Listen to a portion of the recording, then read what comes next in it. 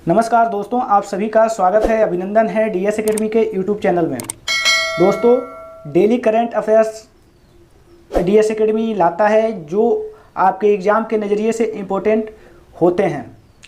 तो आज 25 जून 2020 का करंट अफेयर्स लेकर उपस्थित हुआ हूं। आप लोग पूरा का पूरा वीडियो देखिए। अगर आपको ये उपयोगी लगती है तो आप लाइक कीजिए, शेयर कीजिए, सब्सक्राइब कीजिए और कमेंट के माध्यम से ज़रूर बताइए कि आपको ये कैसी लगी। अगर कोई क्वेश्चन होता है, कोई सजेशन होता है तो आप कमेंट के माध्यम से हमें बता सकते हैं। तो चलिए ज़्यादा देर न करते हुए हम लोग चलते हैं आज के टॉपिक के तरफ। तो अंतर्राष्ट्रीय संबंध से एक करंट अफेयर्स है, वो है कि मुक्त व्यापार समझौता भारत और यूरोपीय संघ के पे चर्चा होगी और वैश्विक समूह अंतर्राष्ट्रीय संधि और समझौते देखे जाएंगे और मुक्त व्यापार क्षेत्र के कारण और प्रभाव के बारे में बात होगी। दोस्तों, जो ये करंट अफेयर्स है इसको हम लोग विस्तृत रूप से पढ़ेंगे, तो इसलिए आप लोग धैर्य बना के पढ़िए।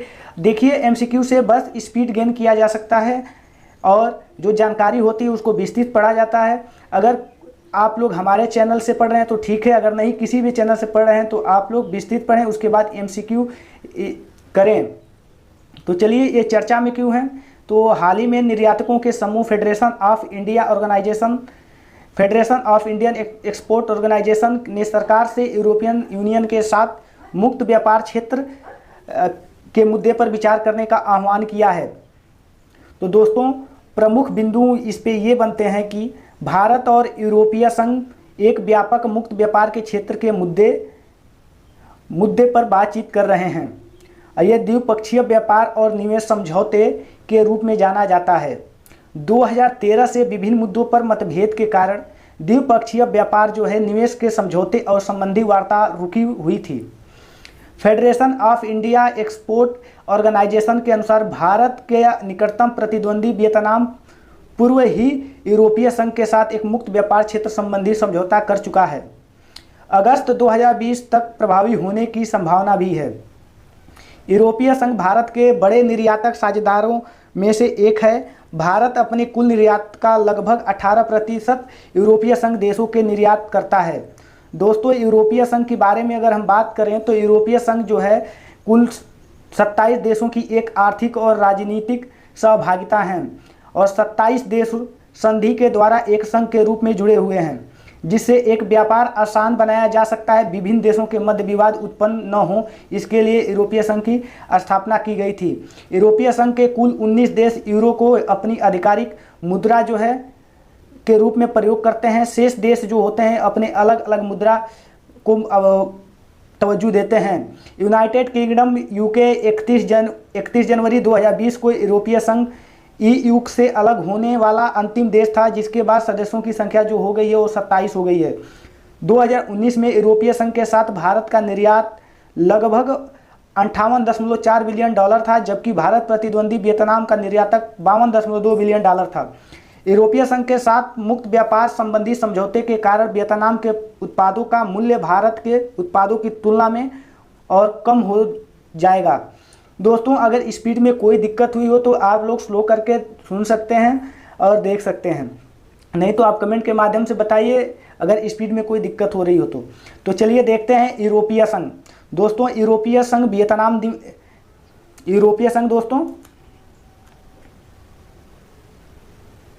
यूरोपीय संघ के साथ मुक्त व्यापार संबंधी समझौते के कारण वियतनाम जो है उत्पादों का मूल्य भारत के उत्पादों की तुलना में और कम हो जाएगा। यूरोपीय संघ वियतनाम निवेश संरक्षण समझौते पर भी हस्ताक्षर किए गए हैं और इस कारण वियतनाम चीन से निकलने वाला कई निवेशकों को आकर्षित कर रहा है। इन निवेशकों में अधिकांश निवेशक जो हैं वो उत्पाद यूरोपीय संघ के बाज़ारों में लोकप्रिय हैं।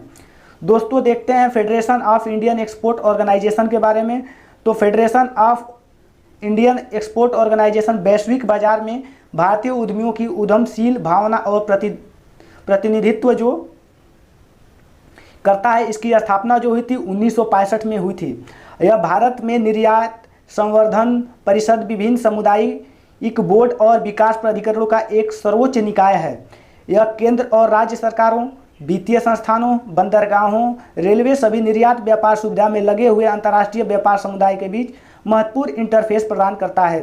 दोस्तों आंकड़ों के अनुसार वर्ष 2019 में भारत ने यूरोपीय संघ को $7 बिलियन का निर्यात किया, जबकि वियतनाम ने $7.80 बिलियन का निर्यात किया।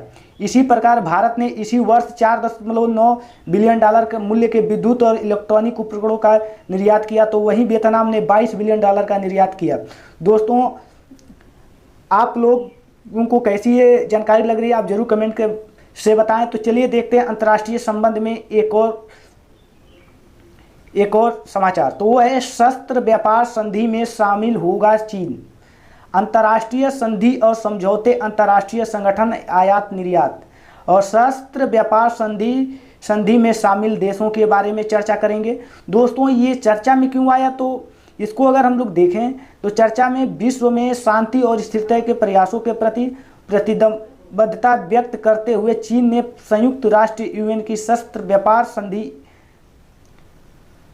में शामिल होने की घोषणा की गई है। इसके प्रमुख बिंदु ये हुए कि हाल ही में चीन के कम्युनिस्ट पार्टी के शीर्ष नेतृत्व ने संयुक्त राष्ट्र की शस्त्र व्यापार संधि में शामिल होने के विषय में निर्णय लेने हेतु मतदान किया गया। चीन के विदेश मंत्रालय के अनुसार संधि में शामिल होना बहुपक्षपात का समर्थन करने हेतु चीन का एक महत्वपूर्ण कदम है और अमेरिकी राष्ट्रपति डोनाल्ड ट्रंप ने अप्रैल 2019 में संयुक्त राष्ट्र की इस संधि से बाहर निकलने की घोषणा की थी।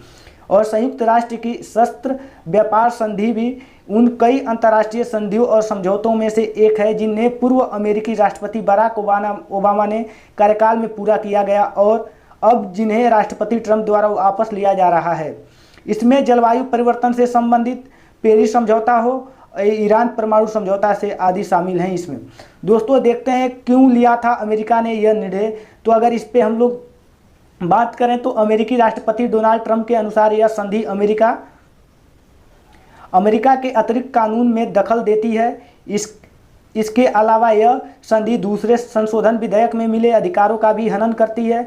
दरअसल अमेरिका में द्वितीय संशोधन विधेयक के तहत प्रत्येक नागरिक को हथियार रखने का अधिकार मिला हुआ है और राष्ट्रीय राइफल एसोसिएशन लंबे समय से इस संधि का विरोध कर रहा था। यह अमेरिका स्थित बंदूक के अधिकार की वकालत करने वाला एक नागरिक संगठन है जिसके तकरीबन 5 मिलियन से भी अधिक सदस्य हैं।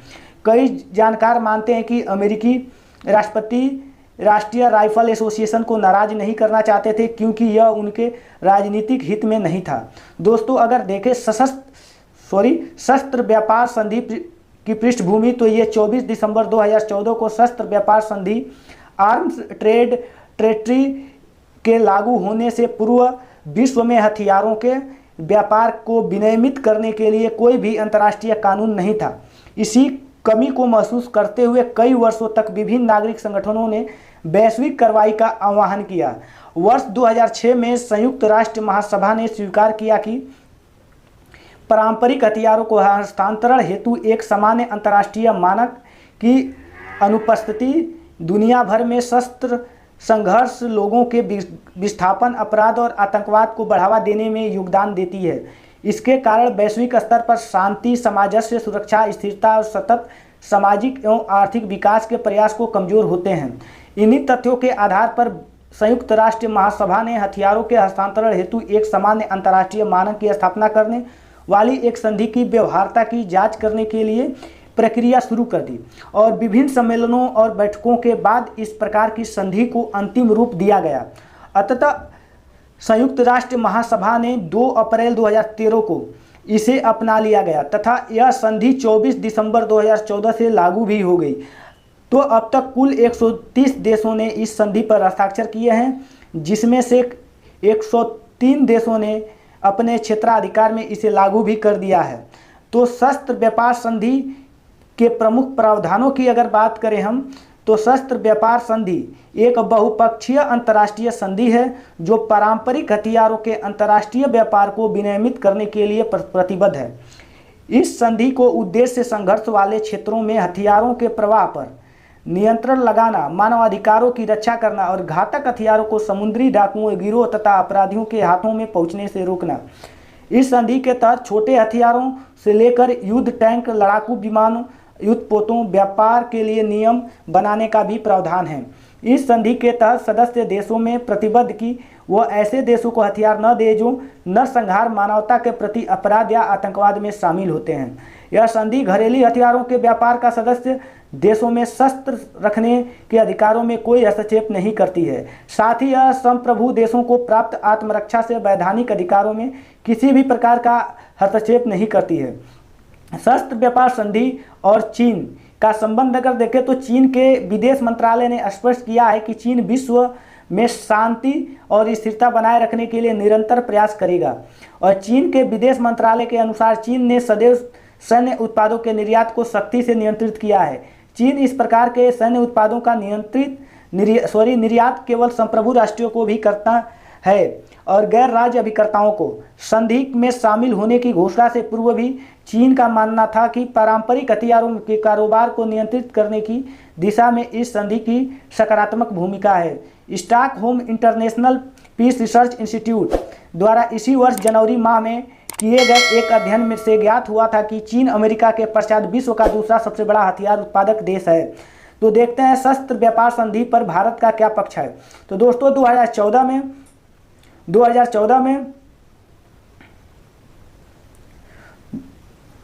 2014 के अस्तित्व में आते ही भारत ने अपना पक्ष स्पष्ट कर दिया था कि भारत का मत है कि इस तरह की संधि का उद्देश्य हथियारों के गलत प्रयोग और तस्करी को रोकना होना चाहिए। इसके अतिरिक्त भारत का मानना था कि संधि के मसौदे में आतंकवादी और नॉन स्टेट एक्टर्स पर नियंत्रण हेतु कोई सख्त नियम, साथ ही ऐसे लोगों के हाथ में घातक हथियारों न पहुंचे, इसके लिए कोई विशेष प्रतिबंध नहीं किया गया है। इसके बावजूद भारत एटीटी वार्ता में यह एक सक्रिय भागीदार रहा और भारत ने लगातार इस बात पर जोर दिया कि एटीटी निर्यात और आयात करने वाले राष्ट्रों के बीच दायित्वों का संतुलन सुनिश्चित करे। दोस्तों देखते हैं भारतीय अर्थव्यवस्था से ये आया है कि इस्पात उत्पादों पर एंटी डंपिंग शुल्क, आयात निर्यात और डंपिंग और एंटी डंपिंग शुल्क का अर्थ क्या होता है, इसको हम लोग समझेंगे भारतीय अर्थव्यवस्था के अंतर्गत। दोस्तों ये चर्चा में क्यों है, तो अगर इसको हम बात करें तो हाल ही में भारत ने चीन, वियतनाम और कोरिया से कुछ प्रकार के विशिष्ट इस्पात उत्पादों के आयात और एंटी डंपिंग शुल्क लगाने की घोषणा की है। दोस्तों इसके प्रमुख बिंदु ये बने कि आयात पर लागू किए जाने वाला यह शुल्क $13.07 प्रति टन से लेकर $173.1 प्रति टन हो सकता है। तो दोस्तों इस संबंध में जारी अधिसूचना के अनुसार चीन, वियतनाम और कोरिया पर अधिरोपित किया गया एंटी डंपिंग शुल्क 5 वर्ष की अवधि के लिए प्रभावी होगा। और इसके कारण क्या हैं, तो इसके कारण यह है कि वाणिज्य एवं उद्योग मंत्रालय की जांच शाखा व्यापार उपचार महानिदेशालय ने अपनी जांच में यह निष्कर्ष निकाला है कि उक्त देशों में चीन, वियतनाम और कोरिया द्वारा भारत में अपने उत्पादों का निर्यात सामान्य मूल्य से कम मूल्य पर किया गया, जिसके परिणाम स्वरूप घरेलू उद्योगों को काफ़ी नुकसान का सामना करना पड़ा। तो देखते हैं व्यापार उपचार महानिदेशालय। तो दोस्तों भारत सरकार ने वर्ष 2018 में डंपिंग रोधी एक संबंध शुल्क महानिदेशालय के स्थान पर व्यापार उपाय महानिदेशालय DGTR का सृजन किया है।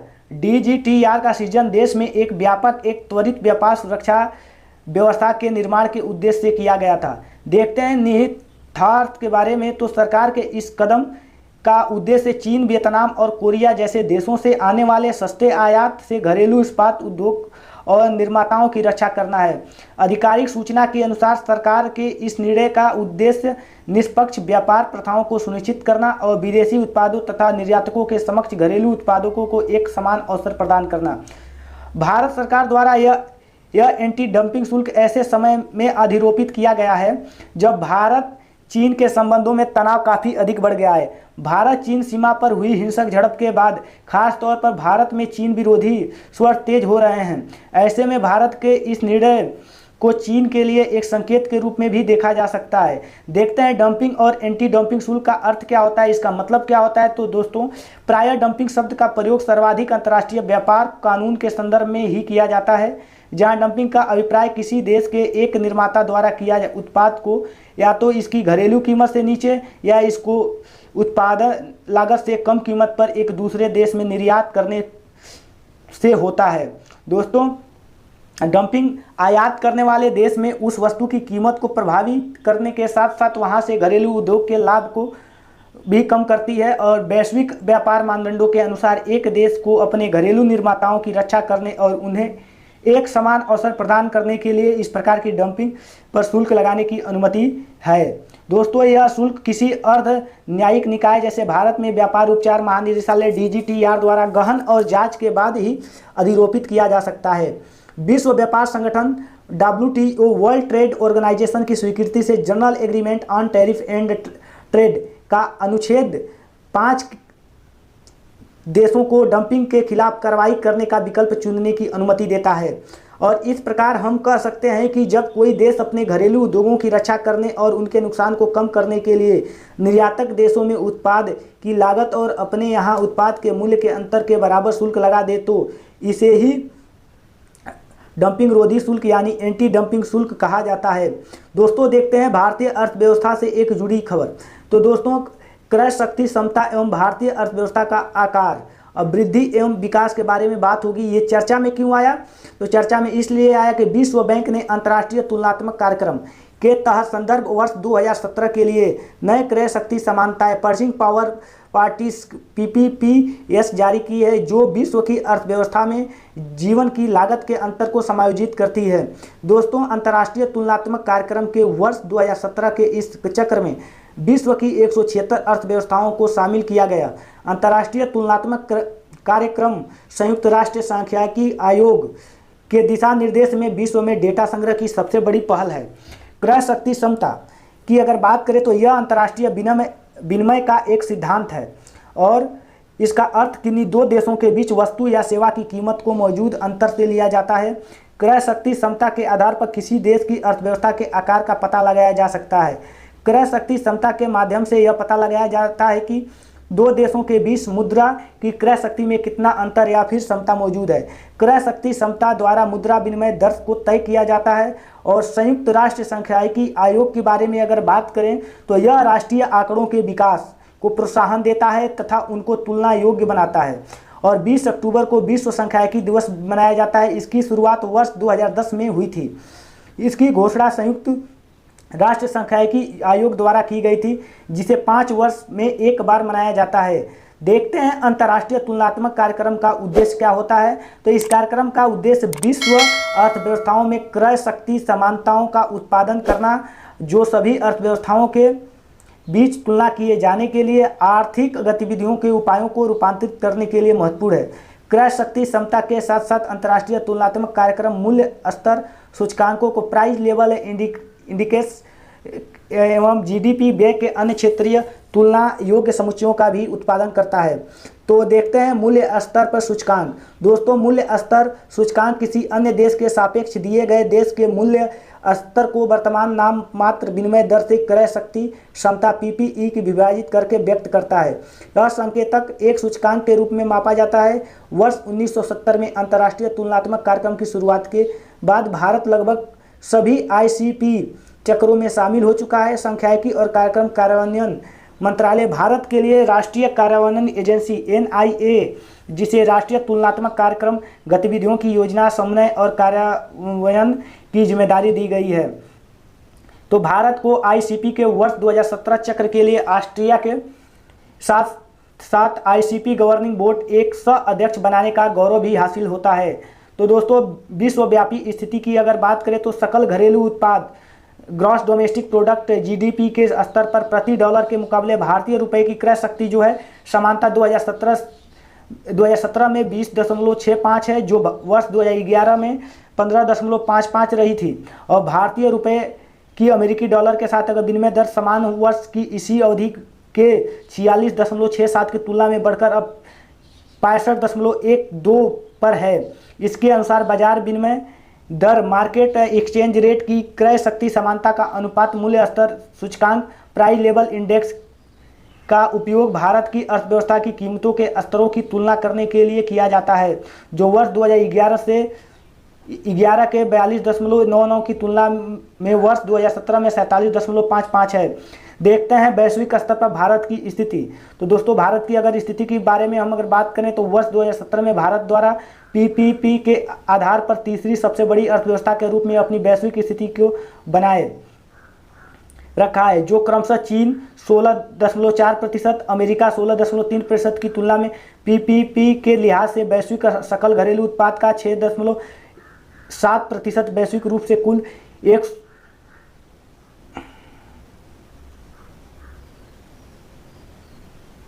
तो दोस्तों वैश्विक रूप से कुल 1,19,554 बिलियन अमेरिकी डॉलर में से 8,051 बिलियन अमेरिकी डॉलर रहा। भारत वैश्विक वास्तविक एकल उपभोग एवं वैश्विक सकल पूंजी निर्माण से अपनी क्रय शक्ति क्षमता आधारित हिस्से के लिहाज से भी तीसरी सबसे बड़ी अर्थव्यवस्था है। देखते हैं एशिया प्रशांत क्षेत्र में इसकी स्थिति। तो वर्ष 2017 में भारत ने विश्व की दूसरी सबसे बड़ी अर्थव्यवस्था के रूप में अपनी क्षेत्रीय स्थिति बनाए रखी, जो पीपी के लिहाज से क्षेत्रीय सकल घरेलू उत्पाद जीडीपी का 20.83%, एशिया प्रशांत के कुल 2,32,344 बिलियन हांगकांग डॉलर में से 4 लाख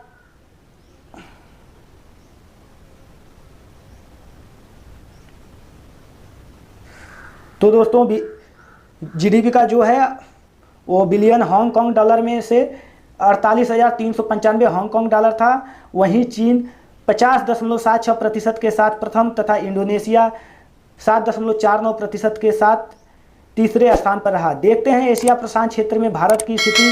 तो दोस्तों भारत क्षेत्रीय वास्तविक एकल उपभोग एवं क्षेत्रीय सकल पूंजी निर्माण में अपने पीपीई के आधारित हिस्से के लिहाज से भी दूसरी सबसे बड़ी अर्थव्यवस्था है। भारतीय रुपया से हांगकांग डॉलर की विनिमय दर इसी अवधि की तुलना में 6% से बढ़कर 8.36% हो गई है। वहीं भारत का मूल्य स्तर सूचकांक प्राइस लेवल इंडेक्स PLI वर्ष 2011 के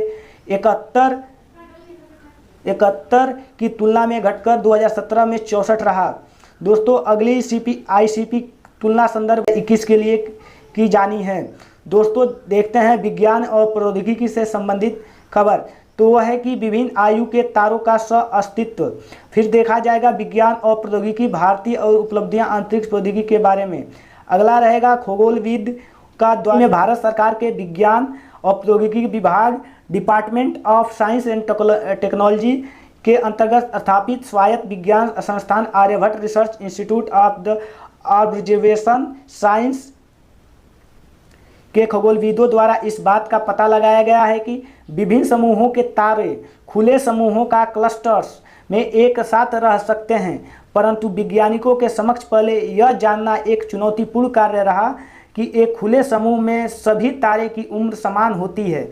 दोस्तों इस पे प्रमुख अगर बिंदु की हम बात करें तो है कि वैज्ञानिकों द्वारा खुले समूहों में तारों के विकास अध्ययन करने के लिए हिमालय स्थित देव स्थल से 1.3 मिलियन दूरबीन एक खगोलीय दूरबीन की न्यूनतम आवर्धन शक्ति है। दोस्तों देखते हैं प्रमुख बिंदुओं के बारे में। तो वो है कि वैज्ञानिक को द्वारा खुले समूहों में तारों के विकास का अध्ययन करने के लिए हिमालय स्थित देवस्थल से 1.3 M दूरबीन, जो यम है एक खगोलीय दूरबीन की न्यूनतम आवर्धन शक्ति है, के माध्यम से 3 खुले तारों के समूह को क्लस्टर्स NGC 381, NGC 2360 तथा बर्केले 68 का अध्ययन करते हुए प्रकाश की माप ली गई है। वैज्ञानिकों द्वारा क्लस्टर्स NGC 2360 में 2 अलग नक्षत्रीय विकास क्रम देखने को मिले हैं, जो अब तक आकाशगंगा में बहुत कम खुले समूहों में देखे गए हैं।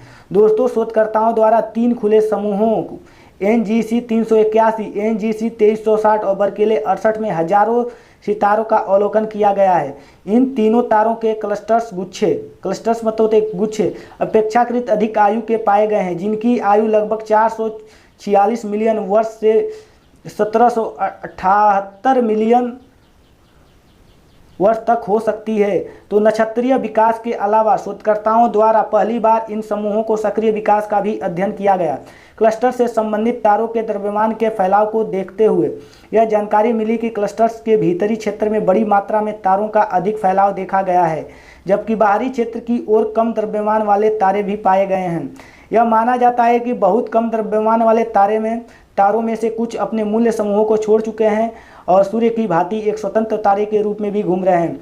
इस शोध कार्य को ब्रिटेन की ऑक्सफोर्ड विश्वविद्यालय प्रेस द्वारा प्रकाशित खगोल विज्ञान और खगोल भौतिकी क्षेत्र की एक प्रमुख पत्रिका monthly notice of the royal astronomical society में प्रकाशित किया गया है। देखते हैं तारों की उत्पत्ति से संबंधित अवधारणा क्या पाई जाती है। दोस्तों, हमारी आकाशगंगा में तारों का निर्माण आकाशगंगा में मौजूद आणविक बादलों द्वारा होता है। यह माना जाता है कि हमारी आकाशगंगा में अधिकांश तारे जो होते हैं वो क्लस्टर्स गुच्छों के रूप में भी विद्यमान हैं। यह तारों के गुच्छे तारे की उत्पत्ति की प्रक्रिया को समझाने के लिए एक महत्वपूर्ण सूत्र प्रदान करते हैं। तारों का खुला समूह गुरुत्वाकर्षण से बंधे तारों की एक व्यवस्था है जिसमें तारों का उत्पत्ति एक ही तरह से आणविक बादलों से होती है। देखते हैं आणविक बादल किसे कहते हैं। तो दोस्तों, खगोल शास्त्र में आणविक बादल अंतर तारकीय माध्यम इंटरस्टेलर स्पेस में स्थित ऐसे आंतरिकीय बादल क्लाउड को कहा जाता है जिनका घनत्व एवं आकार अणुओं को बनाने के लिए पर्याप्त होता है। ये बादल अधिकतर हाइड्रोजन H2 अणुओं के बने होते हैं। किसके बने होते हैं? तो H2 हाइड्रोजन के बने होते हैं।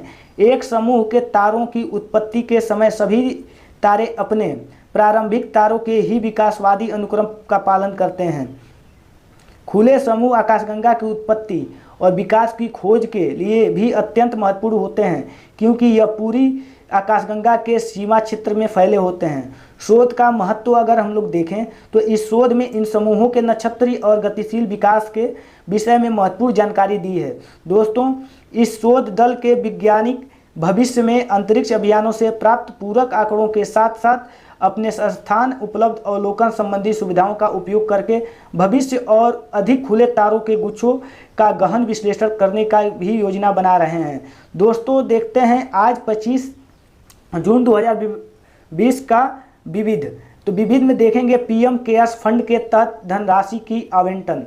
दोस्तों, हाल ही में पीएम केयर्स फंड ट्रस्ट ने सभी राज्यों और केंद्र शासित क्षेत्रों में सरकार द्वारा चलाए जा रहे कोविड-19 समर्पित अस्पतालों को 50,000 मेड इन इंडिया वेंटिलेटर की आपूर्ति के लिए 2,000 करोड़ रुपए का आवंटित किए गए हैं। इसके अतिरिक्त प्रवासी कामगारों के कल्याण के लिए 1,000 करोड़ रुपए की धनराशि आवंटित की गई है। और उल्लेखनीय है कि अभी तक कुल 2923 वेंटिलेटर बनाए जा चुके हैं जिनमें से 1340 वेंटिलेटर की आपूर्ति राज्यों और केंद्र शासित क्षेत्रों को कर दी गई है। वेंटिलेटर प्राप्त करने वाले जो प्रमुख राज्यों में महाराष्ट्र जो है 275, दिल्ली 275, गुजरात 175, बिहार 100 और कर्नाटक 90 और राजस्थान 75 आदि शामिल हैं। जून 2020 के अंत तक सभी राज्यों और केंद्र शासित क्षेत्रों को अतिरिक्त 14,000 वेंटिलेटर की आपूर्ति कर दी जाएगी। इसके अलावा प्रवासी कामगारों के कल्याण के लिए राज्यों और केंद्र शासित क्षेत्रों को 1,000 करोड़ रुपए की धनराशि पहले ही जारी की जा चुकी है। इस सहायता को प्रवासियों के आश्रय, भोजन, चिकित्सा, उपचार और परिवहन की व्यवस्था आदि में उपयोग किया जाना है। इसी धनराशि को प्राप्त करने वाले राज्यों में महाराष्ट्र 181 करोड़ रुपए, उत्तर प्रदेश 103 करोड़ रुपए और तमिलनाडु 83 करोड़ रुपए, गुजरात 66 करोड़ रुपए और दिल्ली 55 करोड़, पश्चिम बंगाल 53 करोड़, बिहार 51 करोड़ और मध्य प्रदेश 50 करोड़ रुपए और राजस्थान 50 करोड़ रुपए, कर्नाटक 34 करोड़ रुपए आदि प्रमुख हैं। देखते हैं इंदिरा रसोई योजना। दोस्तों, राजस्थान सरकार जल्द ही राजस्थान में गरीबों और ज़रूरतमंदों के लिए रियायती दरों पर 2 वक्त का पौष्टिक भोजन प्रदान करने की घोषणा की है। प्रधानमंत्री इंदिरा गांधी के नाम पर एक नई रसोई योजना शुरू करेगी। आधिकारिक सूचना के अनुसार राज्य सरकार इंदिरा रसोई योजना पर प्रत्येक वर्ष तकरीबन 100 करोड़ रुपए खर्च करेगी। राजस्थान के मुख्यमंत्री जो हैं अशोक गहलोत के अनुसार यह राज्य सरकार की इंदिरा रसोई योजना राज्य के किसी भी व्यक्ति को भूखा न रहने देने के सरकार के वादे को पूरा करेगी। इस योजना के कार्यान्वयन के लिए गैर सरकारी संगठन नॉन गवर्नमेंटल ऑर्गेनाइजेशन को सूचना जाएगा और सूचना प्रौद्योगिकी IT की मदद से कार्यान्वयन की प्रभावी निगरानी की जाएगी। इस योजना के लिए अभी तक भोजन का शुल्क तय नहीं किया गया है। हालांकि भोजन राज्य की प्रत्येक नगर पालिका क्षेत्र की आवश्यकताओं और स्वाद को ध्यान में रखते हुए तैयार किया जाएगा। 3 वर्ष पूर्व दिसंबर 2016 को पूर्व मुख्यमंत्री वसुंधरा राजे ने तमिलनाडु की अम्मा कैंटीन की तर्ज पर क्रमशः 5 रुपये और 8 रुपये में नाश्ता और दोपहर का भोजन प्रदान करने वाली योजना अन्नपूर्णा रसोई योजना शुरू की थी। दोस्तों, हालांकि इसी वर्ष 31 मार्च को अन्नपूर्णा रसोई योजना का कार्यकाल समाप्ति भी हो गया। देखते हैं अंतर्राष्ट्रीय ओलंपिक दिवस के बारे में। दोस्तों, प्रत्येक वर्ष 23 जून को दुनिया भर में अंतर्राष्ट्रीय ओलंपिक दिवस इंटरनेशनल ओलंपिक डे का आयोजन किया जाता है। इस दिवस के आयोजन का मुख्य उद्देश्य मानवीय जीवन में खेल के महत्व को चिन्हित करना और दुनिया भर में खेल और खेलों में भागीदारी को बढ़ावा देना है। और अंतर्राष्ट्रीय ओलंपिक समिति की स्थापना जो हुई थी 23 जून 1894 को पेरिस में की गई थी। इसी को ध्यान में रखते हुए 23 जून को अंतर्राष्ट्रीय ओलंपिक समिति के स्थापना दिवस को अंतर्राष्ट्रीय ओलंपिक दिवस के रूप में भी मनाने का निर्णय लिया गया था। इस अवसर पर विश्व के अलग अलग हिस्सों में कई तरह के कार्यक्रम आयोजित किए जाते हैं, जिसमें प्रत्येक वर्ग के लोग और खिलाड़ी शामिल होते हैं। और 23 जून 1894 को IOC की स्थापना की गई थी और यह ओलंपिक का सर्वोच्च प्राधिकरण है। यह एक गैर लाभकारी स्वतंत्र अंतर्राष्ट्रीय संगठन है जो खेल के माध्यम से एक बेहतर विश्व के निर्माण के लिए प्रतिबद्ध है। यह ओलंपिक खेलों के नियमित आयोजन को सुनिश्चित करता है, सभी संबद्ध सदस्य संगठनों का समर्थन करता है, उचित तरीकों से ओलंपिक के मूल्यों को बढ़ावा देता है। वर्ष 1948 से हर 4 वर्ष में एक बार ओलंपिक आयोजित होते हैं। चीन के उपकरणों का प्रयोग नहीं करेगा भारतीय भारोत्तोलन महासंघ। भारत चीन के संबंधों के बीच तनाव को देखते हुए देश में चीन विरोधी स्वर काफ़ी तेजी हो गए हैं। ऐसे में भारतीय भारोत्तोलन महासंघ ने चीन से आने वाले उपकरणों का प्रयोग न करने का भी निर्णय लिया है। भारतीय भारोत्तोलन महासंघ ने भारतीय खेल प्राधिकरण को पत्र लिखकर इस संबंध में सूचना दी है कि भारतीय भारोत्तोलन महासंघ के अनुसार कुछ समय पूर्व महासंघ ने चीन से कुछ उपकरण मंगाए थे, किंतु वे सभी उपकरण खराब निकले हैं। कि वर्तमान में भारतीय टीम स्वीडन में बने उपकरणों के साथ अभ्यास कर रही है। भारतीय भारोत्तोलन महासंघ IWF की घोषणा के अनुसार IWF द्वारा भविष्य में अब केवल भारतीय या अन्य देशों के चीन के अलावा की कंपनियों द्वारा निर्मित उपकरणों का प्रयोग ही किया जाएगा। भारतीय भारोत्तोलन महासंघ भारत में भारोत्तोलन के लिए नियंत्रित की निकाय है। भारतीय भारोत्तोलन महासंघ का गठन जो है 1935 में किया गया था। किस में किया गया था? तो 1935 में किया गया था। दोस्तों, आप सभी को ये जानकारी कैसी लगी? अगर आपको ये जानकारी अच्छी लगी तो सब्सक्राइब करें, लाइक करें, कमेंट के माध्यम से बताएं। अगर आप लोग ऐसे ही वीडियो से रूबरू होना चाहते हैं तो हमारे चैनल से जुड़िए, लाइक कीजिए, कमेंट कीजिए। तब तक के लिए धन्यवाद। फिर मिलते हैं अगले वीडियो में। Bye, see you.